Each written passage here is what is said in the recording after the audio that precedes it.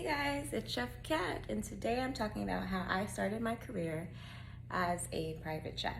So I was born and raised here in South Florida. My Rick Ross voice. Born and raised in the county, dude. Okay, I'm being corny. Okay. So I have a passion for baking and pastry. I grew up with my aunt that had cake decorating classes, and she had to do cake decorating classes and babysit me. So when I was younger, I was playing with fondant and I fell in love with baking and pastry. But there was no baking and pastry school here in Miami, and my parents, Caribbean parents, they don't want you to leave. So I stayed in South Florida and I did the culinary program at Le Cordon Bleu in Miramar in 2008. The culinary program at Le Cordon Bleu was 15 months, and I finished and I started working. Well, I had 3 jobs in culinary school, my internship. I was passionate about baking and pastry, so I had my first job at Cookies by Design, it was like edible arrangements, but it was like hand decorated cookies. And then I had a job at Dippin' Dots. That was actually my first job ever I had since I was 16. And then I worked at Dolphin Stadium in the kitchen as a pastry cook. And that was very interesting because you go to culinary school, you learn that everything has to be made from scratch, and then you go somewhere and work. I'll go into more detail, but like the hospitals and stadiums. Well, of course stadiums, because it's a whole bunch of people. No one really cares about eating healthy or making things from scratch. But the hospitals, nothing's made from scratch. Everything is out of cans. But that is a video for another story.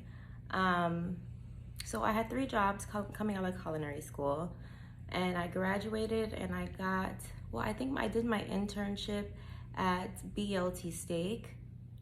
It's at the Betsy Hotel on 15th and Ocean Drive. Really nice, beautiful boutique hotel. I worked there as a pastry cook. I actually opened that restaurant when they opened back in like 2013 or 2008 or something like that. But yeah, I worked in restaurants.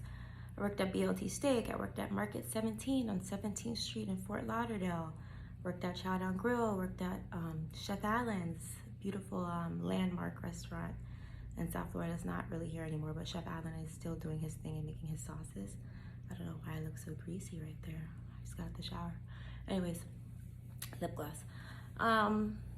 So I worked at Chowdown Grill, which was an organic Asian restaurant that was in South Florida, and we were doing so well. It was with my mentor Josh, who's now the owner of Josh's Deli, and we were doing so well. We used to make our soy sauce from scratch. I made all the dumplings, all the egg rolls, all the bao from scratch. We made soy sauce from scratch. We were making tofu from scratch. But this was like I said, back in 2008, 2009, 2013, somewhere around that time. And no one really cared to like eat organic, eat healthy, eat vegan, eat organic soy sauce. Nobody was really into that stuff. So we did well for a few years. People either loved the restaurant or hated the restaurant, and we ended up closing.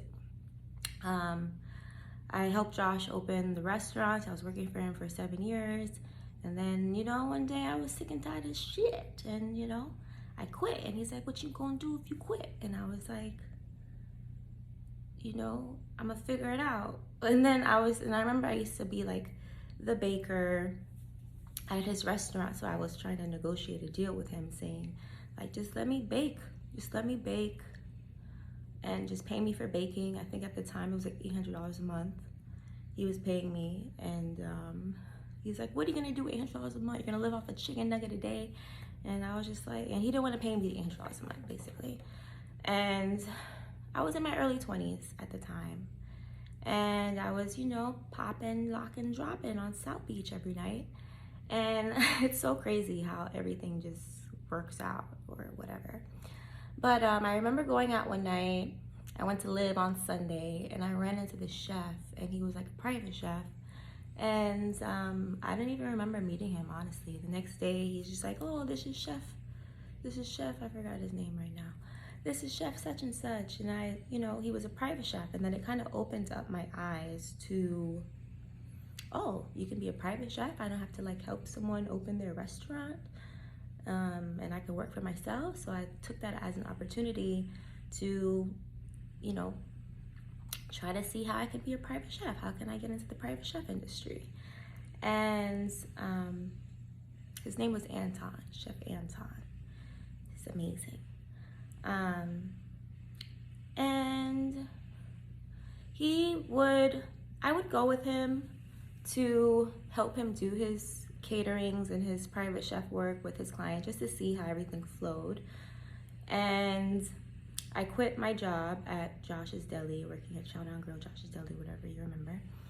And I just believed in myself, honestly. I started bartering services with my personal trainer. And one day I was walking in the neighborhood, and some customers that used to be at the restaurant I used to work at saw me, and they're like, oh, what are you doing now? And I was like, I'm a private chef. And they're like, what? We're actually looking for a private chef. And it was so crazy because I believed in myself, and just so happens they were looking for a private chef. They went out of town, came back, and was like, I came in, did a tasting, and they've been my clients. They were my clients for like 3-4 years after that. I kind of used that momentum to join a chef agency, which helped me get more clients with professional athletes. And I did that for like 5 years with the chef agency, and to the point where clients kind of reach out to me directly. So I really don't need to use the private chef agency. And people literally hit me up like, can you come cook for me? Are you available? And so forth. So that is my private chef story. Born and raised in the county of Dade, Miami chef life, chef cat life. And this is my private chef story. I hope you guys enjoyed it. I'm gonna make another video of how to be a private chef, some tips and tricks and things I think you should know if you're interested in getting into the private chef industry. And yeah, thank you for watching.